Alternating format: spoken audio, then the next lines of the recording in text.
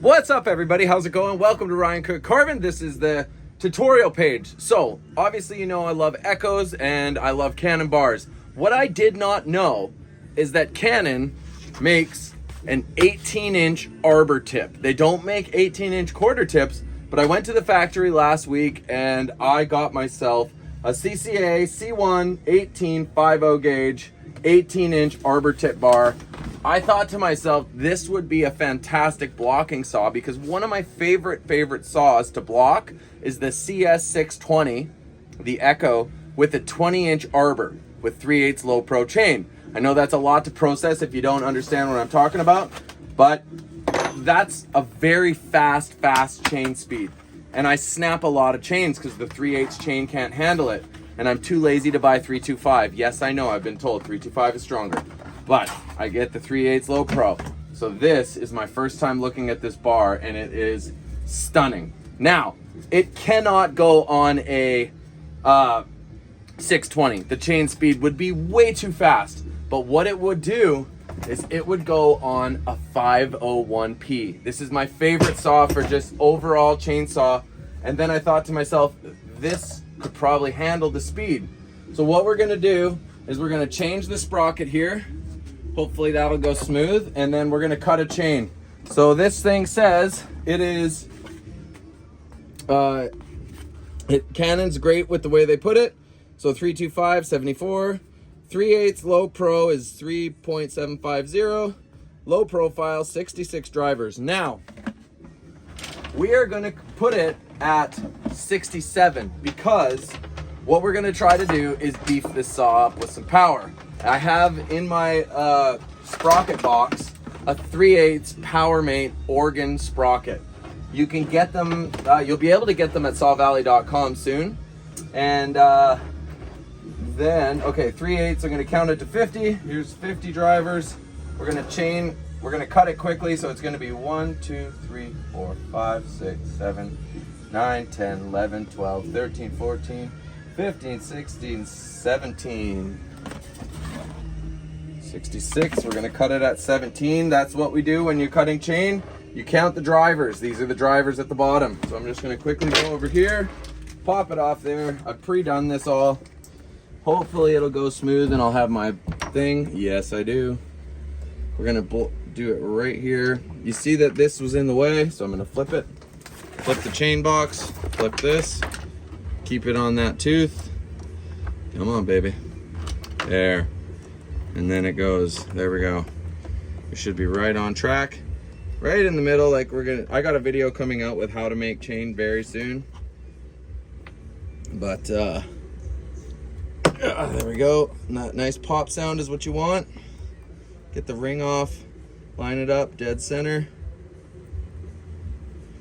Pop, down we go. We've got ourselves a chain. Like I've showed you, there's a video coming out about how to cut chain. I keep everything organized like this, so I know exactly what it is.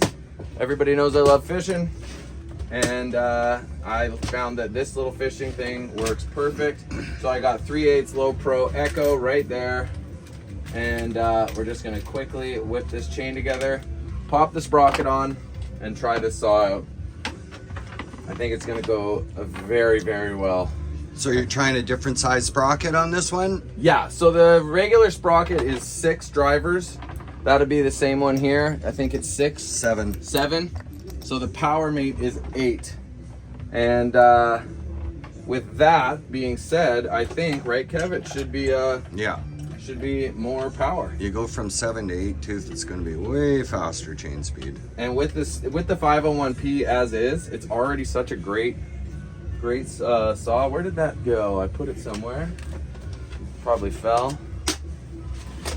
We need it. We had it. We lost it. There what are you it is. looking for? Always put tape and stuff because I can find it. So what we're gonna do now is just tighten, get it lined up, get this chain on. We're gonna spin it as it tightens, going both ways. So that rivet starts to go on it, and then looking good. Feeling good. You don't want to go too hard because it's going to pinch. We're doing this video fast. Hopefully everybody's kind of enjoying this. But this is a kind of cool way to make chain and alter your saws and step them up into another level. So a little bit of tightness right there. As soon as you start using this saw, that's a really nice way to do it. You can also put it on the vise here, go into the rivets, little ball peen hammer.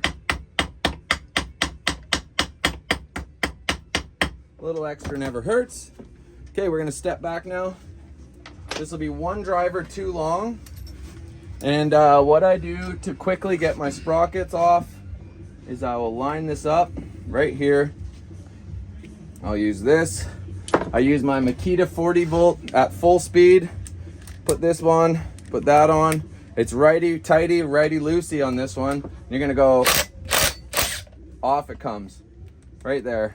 Of course it's, oh, didn't get stuck. Very easy way to do it. Mark Culp, my buddy Mark Culp showed me this. This is a 250 quarter pitch sprocket. Put it up here on the magnet for later. And I'm gonna quickly go over here to my secret stash. So this is another little thing I do. I've had this thing for years. I keep all my little weird tools here because I need sprockets. You never know if you're gonna need collets. You never know what you're gonna need.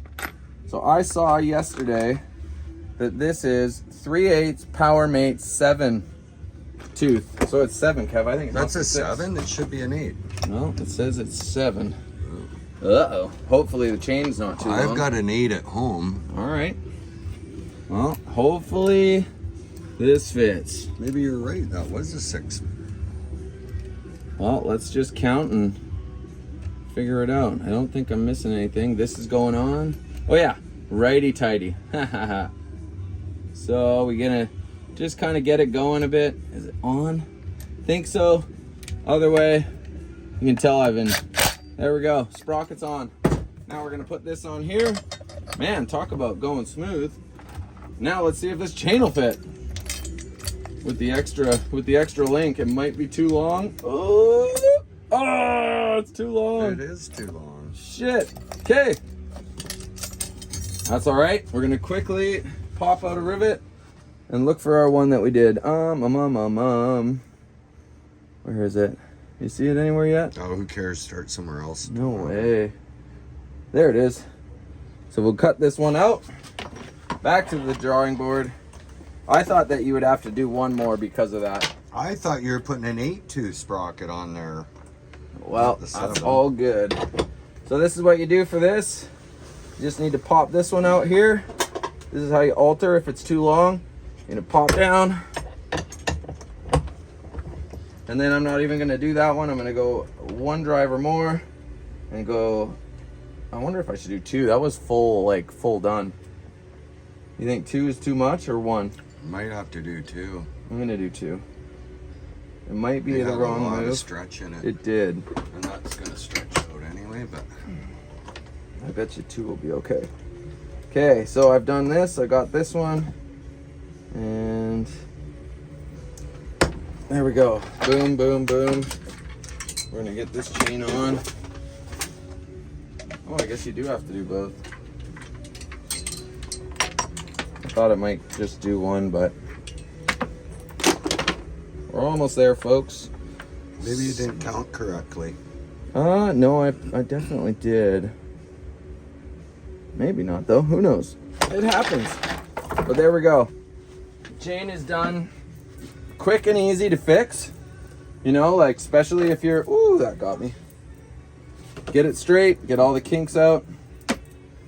Sorry for the delay, but we're close. Music is playing. This saw is gonna make my day go way faster, so yeah, it's a little bit of a drag doing this right now. Line these up just like this, and then I put my thumb in here. You look for the one that's protruding on the rivet. You can see it right there. And just slide it on. Keep it tight. Normally this is like, it's very tight in here because we're doing a show, but I'll normally put some pressure down here on the chain to help it. Okay, and then just use a little force, not too much. spin it. I like to go both ways. It's really close to being, oh, that's nice. To be found. There we go. So we got the sprocket on, we've got this chain, and if this is too small, I'm gonna laugh my ass off. That should be good. Oh. Oh yeah, it's okay. That's weird. What's it doing? Oh, it's, what is it doing? There we go. What I was thinking was that it was crooked a bit. So something was happening there. It was binding. It made me think maybe the driver was bent, but should be good. A little tight now. That's okay, because it's gonna pop out. We got the drivers going the right way. Everything's going the right way. Hopefully this will fit. Cross fingers. Fingers crossed. Oh. Toes crossed. Slide it back. Oh yeah, that's gonna fit. That'll fit. Something odd with that chain. Nope. Looks good. There, it fits. It's why we did two. Looks good. Oh yeah, that'll stretch out. It's gonna stretch just out to what we Jeez, need. you're almost right at the tail end I'm gonna call Bill and tell him. So this is all the way to the end. I'm gonna. And then you're down to 85 drivers, where No, the it bars was 60. It was 66. So. Oh, is that what it was? Yeah. Hold on. It's Yeah. So just 66 they call for drive links. yeah. So I'm just gonna get this up to the front. And now you're down to 65. I think we're at 65. And yeah. your bars like That might have only been one driver, so it might have been 65, but you could probably do 66. But it could also be the sprocket. You know, maybe a 7 is the way it is. You could fit in. I've got an 8-tooth sprocket at home. You're welcome to try. Cool. Well, we got this That'll one fit on kind of there, set. This saw is now ready to go. We got our 2 bar nuts on the 501P, and let's fire this bad boy up and see what she does. Because I have a feeling that this setup is going to be really fast and really good for blocking, because it's an Arbor Tip right here. This Arbor Tip is bigger than the Toonie Tip. Not very many people use the Arbor Tips. I personally think it's better than the Toonie Tip because it's big and just gives you a little more toe, or like tip. Because the Toonie, you don't, you know, it's nice, but it does the same thing. And there's no sprocket on it. So moving forward, you can see this is a little tight. I did it tight because I know it's gonna stretch. It's already stretched a little bit just from that. Now let's fire it up and see how she goes. Probably no gas, knowing my luck right now. Oh yeah, it's gonna rip.